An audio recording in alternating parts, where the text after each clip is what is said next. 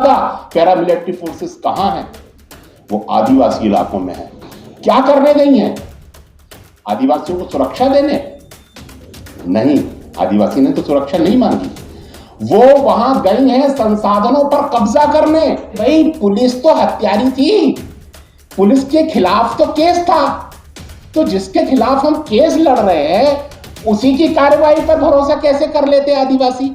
उन्होंने कहा हमें पुलिस पर भरोसा नहीं है, दंतेवाड़ा मुझे छोड़ना पड़ा, रात को मेरी हत्या करने वाली थी पुलिस।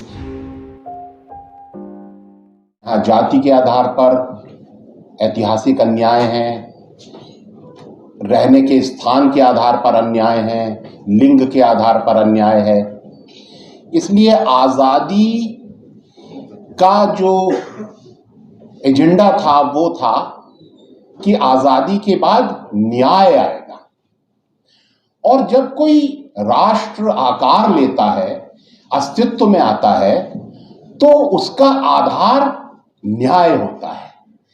एक ऐसा समाज जिसमें कोई भी किसी के साथ अत्याचार कर सकता हो, किसी को यातना दे सकता हो और उसे कोई रोकने वाला ना हो, न्याय देने वाला ना हो, वो राष्ट्र नहीं हो सकता, वो राष्ट्र का आधार नहीं बन सकता। राष्ट्र का आधार तो न्याय ही हो सकता है। जिस राष्ट्र का आधार न्याय ना हो वो तो यातना गृह है, जहां कोई भी किसी के साथ कुछ भी कर सकता है और कोई न्याय नहीं मिलेगा। ये बाबा साहब का सपना नहीं था, ये भगत सिंह का सपना नहीं था, ये गांधी का सपना नहीं था, देश की आज़ादी के लिए लड़ने वालों का सपना नहीं था कि एक ऐसा देश बनेगा जिसमें अन्याय होगा और न्याय देने वाली संस्था उस अन्याय को का समर्थन करेगी और न्याय मांगने वाले लोगों के साथ के ऊपर जुर्माना लगाएगी, उनको दंडित करेगी। एक ऐसा समाज, एक ऐसा स्थिति में हम पहुंच गए हैं। जब आजादी आ रही थी उससे पहले गांधी जी ने एक बात कही थी। गांधी जी ने कहा कि ये जो अंग्रेजी विकास का मॉडल है जिसमें आपके पास ज्यादा है तो आप विकसित हैं, विकसित वो है जिसके पास ज्यादा है। आपके पास ज्यादा पैसे हैं, आप बहुत विकसित हैं, आपके पास काम चलाऊ पैसा है, आप पिछड़े हुए हैं, आपके पास बहुत सारे मकान हैं, आप बड़े विकसित हैं, आपके पास एक झोपड़ी है, आप पिछड़े हुए हैं। गांधी ने कहा प्रकृति ने सबको बराबर दिया है और अगर कोई दूसरे से ज्यादा लेगा तो वो तभी ले सकता है, वो दूसरे के हिस्से का लेगा, और दूसरे के हिस्से का वो तब ले सकता है जब उसके पास ताकत होगी, क्योंकि दूसरा देगा नहीं तो आप छीनेंगे। तो इस विकास के मॉडल में ज्यादा उसी के पास हो सकता है जिसके पास छीनने की ताकत हो। तो गांधी ने कहा इस विकास के मॉडल में ताकतवर का ही विकास होगा, कमजोर का विकास नहीं होगा। और गांधी ने कहा कि ये जो अंग्रेजी विकास का मॉडल है, अंग्रेज तो अपने इस विकास के मॉडल को लागू करने के लिए दुनिया भर पर हमला करते हैं। अंग्रेजों के बारे में कहा जाता था कि अंग्रेजी राज में कभी सूरज नहीं डूबता, लेकिन एक अंग्रेज जॉन मिल ने लिखा कि यह भी सच है कि अंग्रेजी राज में कभी खून नहीं सूखता। अंग्रेज लगातार युद्ध करते हैं। गांधी ने कहा अगर भारत ये विकास का मॉडल अपनाएगा तो भारत किस पर हमला करेगा? गांधी ने कहा लिख कर रख लो, एक दिन तुम अपने गांव पर हमला करोगे। इस विकास के मॉडल से युद्ध निकलेगा और तुम तबाह हो जाओगे। आज वो युद्ध जारी है। आपको मालूम है इस समय हमारी पैरामिलिट्री फोर्सेस कहां हैं? वो आदिवासी इलाकों में है। क्या करने गई हैं? आदिवासियों को सुरक्षा देने? नहीं, आदिवासी ने तो सुरक्षा नहीं मांगी। वो वहां गई हैं संसाधनों पर कब्जा करने। किसके लिए? गरीबों के विकास के लिए संसाधनों पर कब्जा करने गई हैं? नहीं, अमीरों की तिजोरी भरने। और उसके लिए भारत के सबसे मजबूत जो तबका है, जो अमीर सुपर रिच है, उसके लिए उसने अपनी सेनाएं भारत के गरीबों के संसाधनों पर कब्जा करने के लिए भेज दी हैं। आदिवासी इलाकों में एक फुल फ्लेज युद्ध चल रहा है जिसको हिडन वॉर ऑफ इंडिया कहा जाता है। और उस युद्ध में सब कुछ है, उसमें बंदूकें हैं, उसमें गोलियां हैं, उसमें हत्याएं हैं, उसमें बलात्कार हैं, उसमें झूठ है, उसमें प्रोपेगेंडा है, पूरा युद्ध है। इसको छिपाया गया है, एक हिडन वॉर। लेकिन ये वॉर फैल रही है, ये एक्सपेंड कर रही है, ये फैलेगी। और एक दिन जो सीआरपीएफ आज छत्तीसगढ़ और झारखंड में जनसंहार नरसंहार कर रही है, ये फैलकर उत्तर प्रदेश, पंजाब, हरियाणा, राजस्थान में फैल जाएगी। और ये युद्ध फैलेगा, पूंजीवाद फैलेगा और ये युद्ध भी फैलेगा। हम वहां से आ रहे हैं जहां ये युद्ध जारी है और ये उस युद्ध की कुछ छोटी छोटी घटनाएं हैं। ये एक घटना का जिक्र है, ऐसे ऐसे कितने सारे केसेस। नंदिनी सुंदर वाले केस में ही जब फैसला आया कि जितने भी पुलिस वालों ने अपराध किए हैं सबके खिलाफ एफआईआर करो, तो छत्तीसगढ़ सरकार ने एक भी एफआईआर नहीं की। हमने कहा भाई क्यों नहीं कर रहे आप, सुप्रीम कोर्ट का ऑर्डर आया है। तो बोले कोई आदिवासी आ ही नहीं रहा एफआईआर कराने। हमने कहा अच्छा। हमने अपने आदिवासी साथियों से कहा कि लोगों को लेकर आओ। 519 लोगों की एप्लीकेशन एफआईआर की आ गई। हमारे साथ हमारे घर में मर्डर किया, हमारे घर से लड़की को उठा के ले गए, किडनैप कर लिया, हमारा घर जलाया, हमारा घर लूट लिया, पूरा गांव जलाया। वो 519 एफआईआर हमने एसपी को दी, सुप्रीम कोर्ट को दी कि ये लीजिए 519 लोगों की लिस्ट। कुछ नहीं हुआ, कोई उस पर एक्शन नहीं हुआ। अब ये जो मामला है इसमें हमारे ऊपर कहा गया कि साहब आप झूठ बोलते हैं और आप यहां सुप्रीम कोर्ट क्यों आए। मैं बताना चाहता हूं, हम लोग वहां 1992 से काम कर रहे थे। हमारा एक गांधीवादी आश्रम था। मैं और मेरी पत्नी अपनी शादी के 20 दिन बाद छत्तीसगढ़ चले गए थे।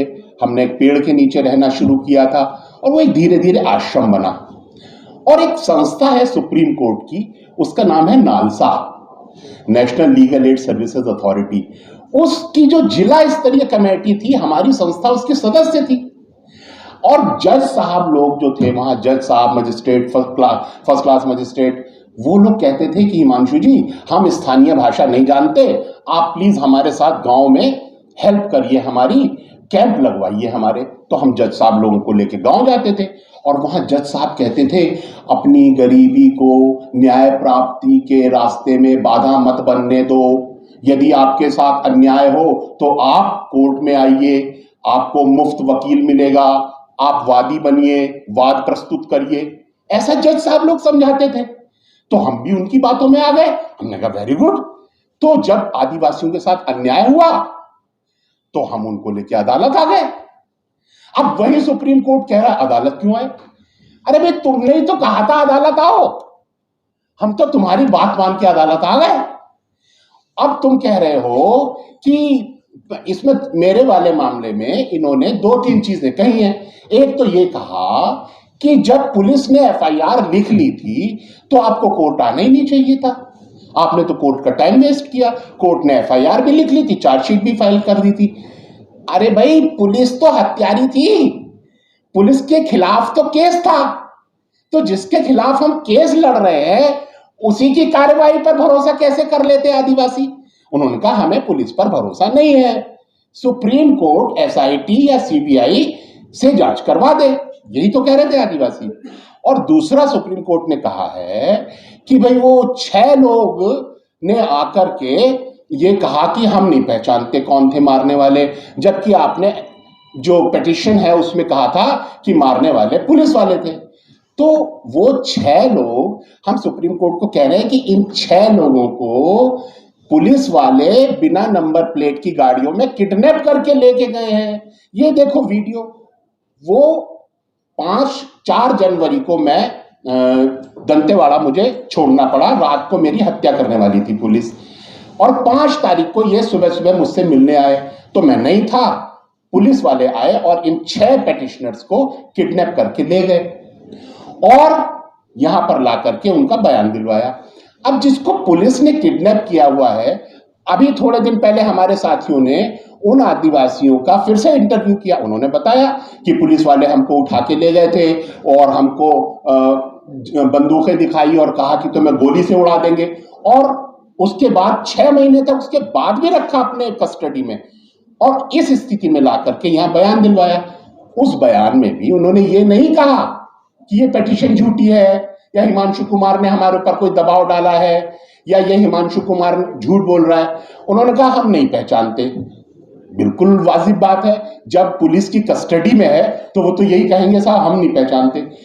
अब सुप्रीम कोर्ट का क्या फर्ज बनता था कि सुप्रीम कोर्ट जांच का आदेश देते कि भाई किसने मारा है। सुप्रीम कोर्ट जांच क्यों नहीं करवा रहा है, और फिर जांच का मांग करने वाले के ऊपर जुर्माना क्यों। और हमने जो फैसला किया है कि हम जुर्माना नहीं देंगे, यह फैसला मेरा नहीं है। अगर मैं ये अन्याय बर्दाश्त कर लूं, पहली चीज तो एक समझनी चाहिए हमको, ये सुप्रीम कोर्ट का फैसला नहीं है, ये सत्ता से डरे हुए जज का फैसला है। सुप्रीम कोर्ट और जज, इसके बीच में हमें फर्क करना आना चाहिए। सुप्रीम कोर्ट जनता की इंस्टीट्यूशन है, वो बाबा साहब का बनाया हुआ इंस्टीट्यूशन है, उसकी रक्षा जनता करेगी। हम सुप्रीम कोर्ट की रक्षा करेंगे, हम सुप्रीम कोर्ट की इज्जत की रक्षा करेंगे, हम न्याय की रक्षा करेंगे, न्यायपालिका की रक्षा करेंगे। लेकिन वो रक्षा कैसे होगी? अन्याय का विरोध करके, गलत फैसले को न मान करके। ये फैसला गलत है, ये फैसला अन्याय है, हम इसको नहीं मानेंगे। अगर हम 5 लाख रुपया दे दे, इसका मतलब है हम ये कह रहे हैं हाँ ये पिटीशन झूठी थी, हम झूठे थे, आदिवासी झूठे थे।